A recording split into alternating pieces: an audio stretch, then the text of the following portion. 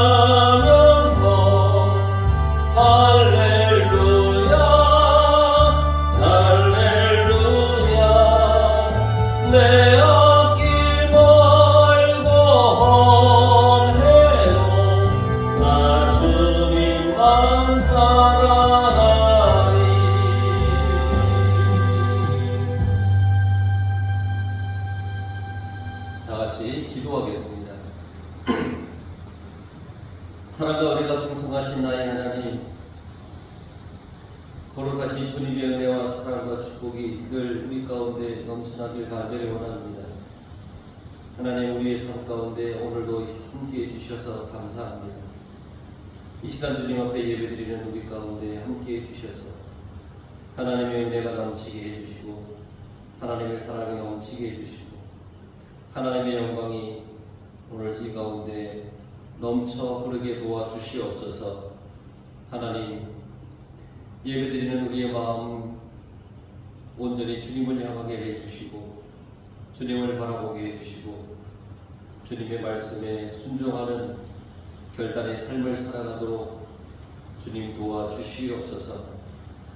오늘도 예배하는 모든 곳에 주의 은혜가 넘치며 주의 사랑이 넘쳐나게 도와주옵소서.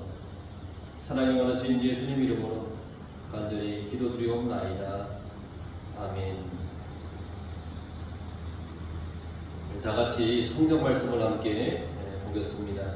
성경 말씀은 시편 88편 13절 말씀입니다. 시편 88편 13절 구약성경 867조 제가 봉독하도록 하겠습니다. 여호와여, 오직 내가 주께 부르짖었사오니 아침에 나의 기도가 주의 앞에 이르리이다. 아멘.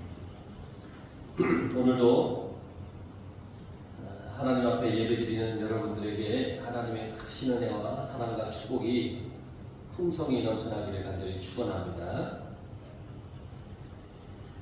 이런 이야기가 하나 있더군요. 어떤 남자가 으르렁거리면서 달려오는 굶주린 사자에게 막 쫓기고 있었어요.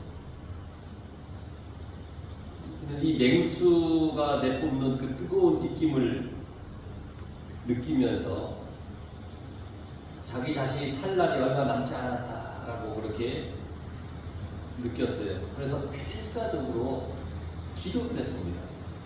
더 이상 달려갈 수 없고 더 이상 도망갈 수 없으니까 이제부터 방법은 하나밖에 없다. 필사적으로 기도합니다. 이 사람이 했던 기도의 내용이 이렇습니다. 오 주님, 이 사자로 하여금 크리스천이 되게 해주십시오. 이렇게 기도를 했습니다. 몇 초 안에 남자는 사자가 막 뒤에서 따라오는 것이 따라오던 것을 멈췄다라는 것을 알게 되었어요. 그걸 뒤를 돌아보니까 신기하게도 사자가 무릎을 꿇고 입술이 분명히 기도하듯이 막 움직였다는 거예요. 자, 이렇게 상황이 변한 것에 너무 안심이 되어서 저 사자가 뭐라고 묵상하며 기도하라 하고 이 사자의 기도에 동참하고자 이렇게 사자 가까이 갔습니다. 그가 가까이 가자 사자의 기도 소리가 들리는 겁니다. 사자는 이렇게 기도했어요. 오 주님, 이렇게 맛있는 음식을 주셔서 대단히 감사합니다. 이 사람은 터무니없는 기도를 애초부터 드렸고, 그리고 그것이 응답받기를 바랬고, 또 그것이 응답받은 줄로 착각했다는 거예요. 때때로 우리는 우리의 기도가 이 사자를 만난 이 사람처럼 터무니없을 때가 참 많이 있죠. 그래서 우리는 어떻게 기도해야 하나, 기도를 통해서 어떻게 우리가 되어가는가, 변화되어야 되는가, 이런 것들을 오늘 함께 우리가 은혜를 나누려고 합니다. 기도라고 하는 것은 기도하는 행위도 중요하지만 기도 후에 내가 얼마나 변화된 삶을 살아가느냐, 그것이 매우 중요합니다. 사도행전에 보면 고넬료라고 하는 이방인이 등장을 하죠. 고넬료. 그런데 고넬료라고 하는 사람을 사도행전에서 소개하기를 기도하는 사람이다, 그렇게 소개를 해요. 그는 중원 구원하는 기도를 드린 사람이 아니라 응답받는 기도를 드렸던 사람이에요. 그 사람이 고넬료예요. 어느 날 그는 기도 중에 환상을 봅니다. 기도 중에 환상을 봤어요. 어떻게 하나님의 환상을 볼 수가 있을까요? 기도했기 때문에. 기도 중에. 그래서 하나님은 우리가 기도할 때 환상을 보여줍니다. 하나님이 주시는 환상을 보고 싶다면 하나님 앞에 우리는 기도해야 합니다. 우리가 세상의 일을 하고 있는데 세상의 일에 바빠서 세상의 일에 쫓기고 있을 때 하나님께서 야, 내가 지금 환상을 보여줄 테니까 잠깐 기다려라, 이렇게 하지 않습니다. 내가 세상의 일에 막 분주할 때 하나님은 우리에게 어떤 대답도 하지 않으십니다. 내가 기도할 때 보여주십니다. 물론 세상의 삶 속에서 분주한 삶 속에서 하나님의 이끄심은 분명히 있을지 모르겠지만 하나님이 주시는 환상, 놀라운 은혜를 경험하기 위해서 우리는 반드시 기도를 해야 된다는 겁니다. 그래서 고넬료도 기도하다가 하나님으로부터 환상이 주어졌습니다. 고넬료는 어떤 사람이에요? 로마의 군인입니다. 이방인입니다. 아직 세례를 받지 못한 이방인입니다. 그렇지만 그는 하나님을 진심으로 경외하는 사람이었다. 그렇게 성경에서는 얘기를 하고 있고요. 가난한 자를 돕는 그런 사람으로 소개하고 있습니다.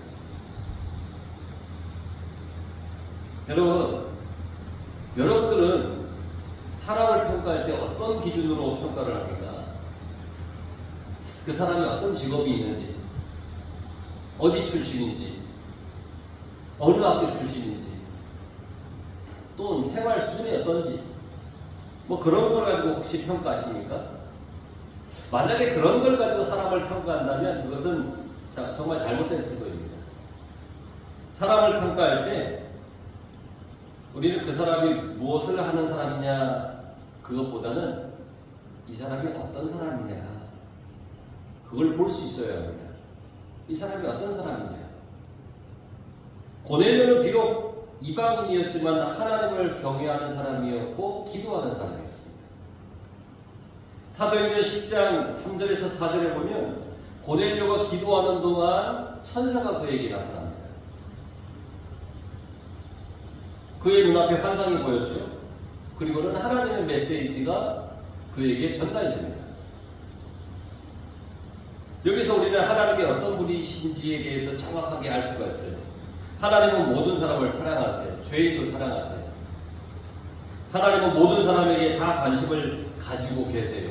그러나 더 관심이 있는 사람이 있는데 그 사람이 누구냐면 기도하는 사람입니다. 기도를 하고 구제를 하는 사람. 고넬료가 그런 사람이었습니다. 물론 기도하고 구제하는데 자기 의를 내세우거나 자기의 가진 것을 내세우거나 자기를 자랑해서 하진 않았을 겁니다. 그러니까 하나님이 그에게 환상을 보여줬겠죠. 고넬료의 기도를 들으신 하나님은 우리가 드리는 기도도 반드시 들으십니다. 고넬료의 기도만 들으시는 것이 아니라 우리의 기도도 들으세요. 내가 오른손 모르게 왼손 모르게 했던 모든 구제의 일도 하나님께서는 다 기억을 하십니다.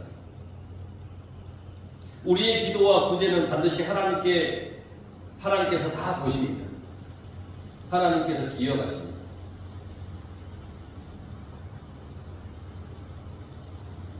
내가 어려울 때 수치를 당할 때 하나님은 우리의 기도와 하나님의 이름으로 선한 마음으로 했던 그 구제를 기억하시고 우리를 도와주십니다. 기도와 구제에 힘쓴 고넬료의 기도가 하나님께 상달되었다는 사실을 기억해야 합니다. 그래서 우리가 기도할 때 기도하는 외적 모양이 중요한 것이 아니라 기도할 때 내 삶이 변화되는 것이 중요하다. 고넬료 또한 그가 기도의 사람이 되었다라고 하는 것은 하나님을 알았다고 하는 것이고 기도의 삶을 통하여 그의 삶이 변화된 거지. 그러니까 여러분 기도할 때 내 삶이 함께 변화돼야 그게 옳은 기도인 겁니다. 하나님은 우리의 기도를 들으시고 여러 가지 방법으로 응답을 해주세요. 구체적이고 분명하게 응답해 주십니다. 구체적이고 분명하게 자신을 하나님께서 계시한 것은 하나님의 모습입니다. 애매모호하게 하시는 것이 아니라 구체적으로 분명하게 자기를 계시하는 것이 하나님의 방법이고 하나님의 모습이라는 겁니다. 우리에게 애매모호하게 오시지 않았습니다. 어떤 암호를 막 우리에게 던져주고 이거 풀어봐 그러면 돼. 거기에 무슨 답이 있어. 뭐 이렇게 하지 않습니다. 하나님은 우리의 기도에 대해서 그 응답이 너무나도 분명하신 분이십니다. 하나님이 인간을 구원하실 때에 하나님의 모습으로 오지 않았습니다. 만약 하나님께서 하나님의 모습으로 오셨다면 우리 인간은 하나님을 만나지 못했을 겁니다. 하나님과 인간은 본질적으로 다른 존재이기 때문에, 너무 거룩하신 분이기 때문에, 감히 우리가 볼 수 없는 그런 분이기 때문에 하나님이 하나님의 모습으로 우리에게 다가오면 우리는 그 하나님을 볼 수 없을 거예요. 그래서 하나님은 우리 인간을 구원하시기 위해서 육신의 몸을 입고 이 땅에 오신 거예요. 사람이 알아보고 알아듣고 해석하며 받아들이기 쉽게 우리와 똑같은 인간의 몸을 입고 이 땅에 오신 거라는 거예요. 그래서 말씀이 육신이 되어 우리 가운데 오셨다고 하는 말씀은, 말씀으로 계신 하나님께서 우리에게 우리에게 눈으로 볼 수 있는 육신의 몸을 입고 우리에게 오셔서 우리에게 보여주신 거예요. 그리고 또한 하나님께서 우리에게 주신 말씀 또한 쉽고 아주 구체적인 거예요. 사도행전에 이런 말씀이 있어요. 사도행전 10장 5절에서 6절에 보면, 내가 지금 사람들을 요바에 보내어 베드로라 하는 시몬을 청하라. 저는 무두장의 시몬의 집에 유숙하니 그 집은 해변에 있다 하더라. 하나님은 막연하게 우리를 무조건 가라 그러지 않았어요. 아주 매우 분명해요. 요바로 가라. 애매하게 어디 너 바닷가 쪽으로 가, 바닷가 도시 쪽으로 가, 이게 아니라 요바로 가라. 그러면 베드로라고 하는 사람을 만나게 될 것이다. 그러니까 베드로가 어디 있는지도 하나님께서 가르쳐 주시는 거예요. 분명하게. 다음 행동 또한 가르쳐 주세요. 거기 가서 그를 초청해라.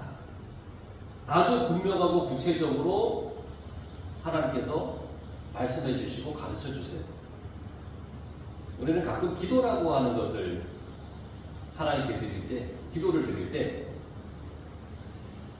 어떤 멋들어진 어떤 시를 읊어야 되는 줄 아는 그런 경우도 있고, 아니면 아주 아름다운 미사오를 무한정 섞어서 해야 될 거라고 생각하는 것도 있고요.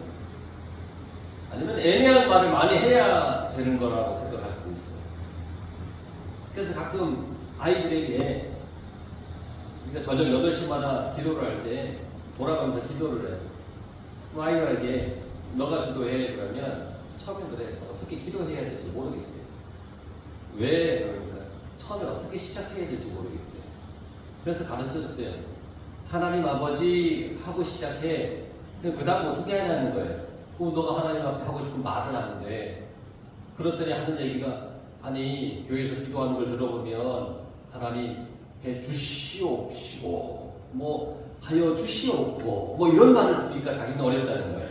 그래서 제가 시범을 보여줬죠. 하나님 우리 교회가 잘 지어지게 해주셔서 감사합니다. 사택교육관 지금 짓고 있습니다. 하나님 사고 나지 않게 안전하게 아름답게 잘 지어지게 해주세요. 몸이 아픈 성도들 있어요. 아픈 거 다 낫게 하나님께서 치료해 주시고 낫게 해주세요. 예수님 이름으로 기도드립니다. 아멘. 뭐 이렇게 하면 돼 라고 가르쳐 줬더니 그 다음부터는 자기의 기도 순서가 돌아오면 긴장하지 않고 잘해요. 여러분 잊지 마십시오. 하나님은 우리의 어떤 언어가 어렵게 되어야만 만나주시는 분도 아니고, 또 시적 표현을 해야만 만나주시는 분도 아니고, 그냥 내가 할 수 있는 그 말을 할 때 하나님은 우리의 기도를 들어주시는 거예요. 그러니까 하나님은 어렵거나 애매한 그런 분이 아니라는 거예요. 그러니까 하나님의 응답도 마찬가지예요. 매우 분명하게 우리에게 응답을 주신다는 거예요. 그러나 하나님은 가장 적절할 때 우리에게 응답을 주세요. 하나님은 언제나 하나님의 그때에, 적절한 그때에 응답해 주시는 분, 역사하세요. 하나님은 기분 내키는 대로 역사하시는 분이 아니에요. 하나님의 그 시간에 역사하시는 하나님이세요. 그래서 시간은 사람의 시간이 있고 하나님의 시간이 있어요. 하늘의 시간이 있고 땅의 시간이 있어요. 하나님은 하나님의 그 시간표대로 이 세상을 운행해 가고 계시고 각 사람 한 사람 한 사람 여러분 한 사람 한 사람의 삶을 지금도 이끌어 가고 계시는 거예요. 하나님의 시간표대로 그렇게 이끌어 가시는 거예요. 하나님의 계획에 따라 일하시는 분이라는 거예요. 그런데 가만히 보면 사람들은 꼭 하나님께 그래요. 하나님 나의 시간표대로 맞춰주세요 라고 애걸복걸을 합니다. 자기가 정해놓고 그때 반드시 그걸 응답해 주십시오 라고 하나님 앞에 기도를 합니다. 조르기도 합니다. 그리고 자기가 정해놓은 시간에 응답되지 않으면 하나님의 응답이 없는 걸로 간주해버려요. 그리고는 실망하고 좌절해버려요. 그러나 여러분, 하나님의 때가 분명히 있습니다. 우리 인생은 하나님의 시간 안에 있는 겁니다. 하나님의 시간 바깥에 있는 인생은 그 누구도 없습니다. 그러므로 하나님께서 우리에게 보이시는 이 모든 사건, 내 삶의 모든 일, 이런 것, 이 일들이 결국 우연이 아니에요. 우연처럼 보이겠죠? 그러나 하나님은 시간을 계산하고 계시고 이를 계획하고 계십니다. 이것을 하나님의 경륜이요 섭리라고 부릅니다. 하나님의 모든 계획 속에 우리는 살아가는 겁니다.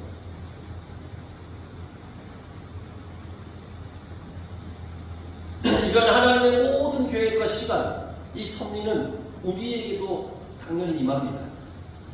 성경을 읽거나 설교를 듣거나 말씀을 묵상하다가 내가 변화됩니다.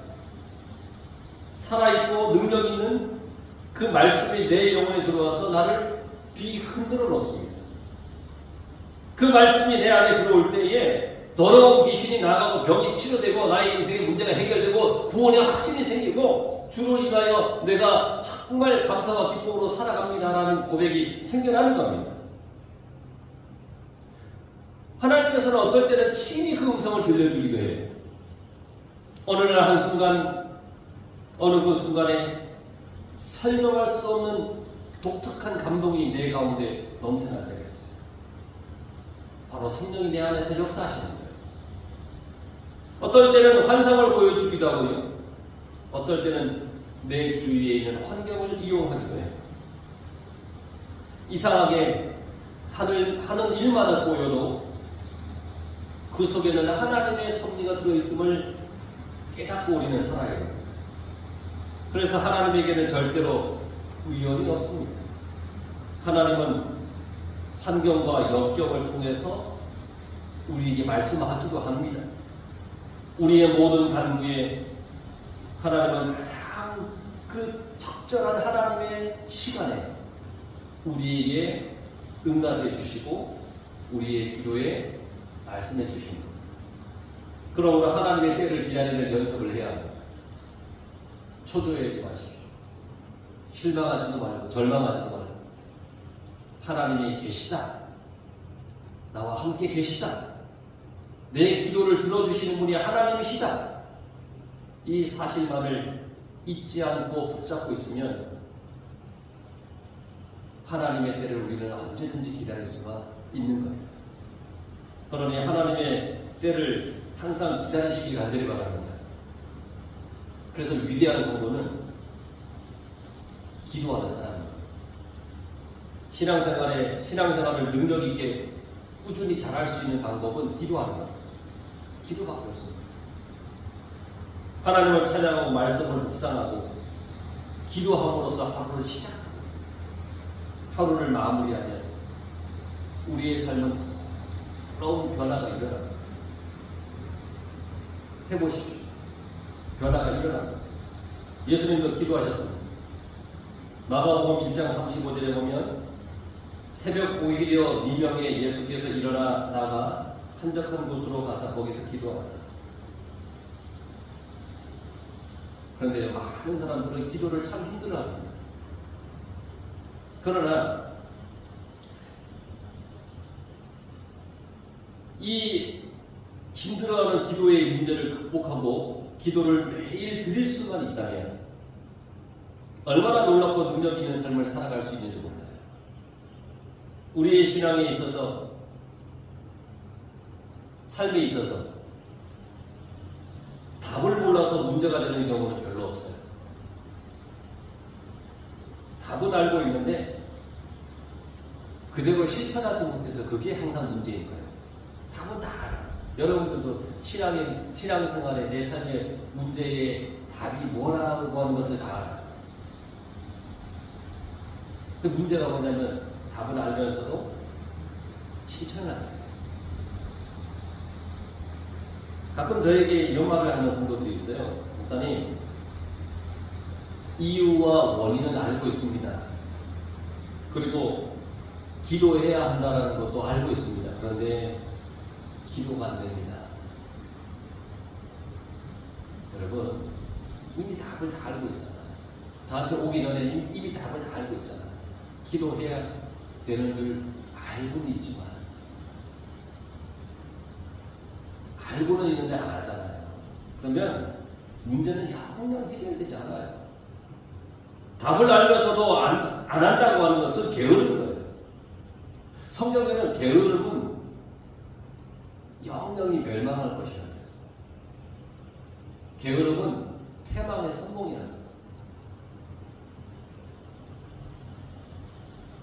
하나님은 우리에게 이미 모든 해답을 다 주셨어요. 그런데 그 해답을 답안지 작성해야 되는데 그걸 하지 않고 안절부절 발라 동동 부르고 있는 거예요. 역사상 위대한 신앙의 위인들은 모두 기도의 사람이었어요. 기도해야 된다는 것을 알기 때문에 기도했어요. 기도했더니 하나님께서 놀라운 일들을 그들을 통해서 이루어 주셨다는 거예요. 그들의 인생의 방향은 기도함으로써 결정되었고 그들의 영적 전투는 기도로서 완성되었다는 거예요. 여러분, 기도하십시오. 하나님께 구하십시오. 매달리십시오. 하나님께 간절하게 기도하고 찬송하며 영광을 돌리면 기적이 일어납니다. 이것보다 더 좋은 무기는 없습니다. 이것보다 더 정확한 해답은 없습니다. 그래서 우리는 기도해야 되는 겁니다. 여러분, 우리의 힘은 기도이고 우리의 영원한 무기는 기도입니다. 모든 것을 하나님께 기도함으로 해결받으시고 기도함으로 축복의 대로를 걸어가십시오. 인생을 마치는 그날까지 기도에 게을리하지 마시고 기도해야 된다는 것을 기억하며 기도하시기 바랍니다.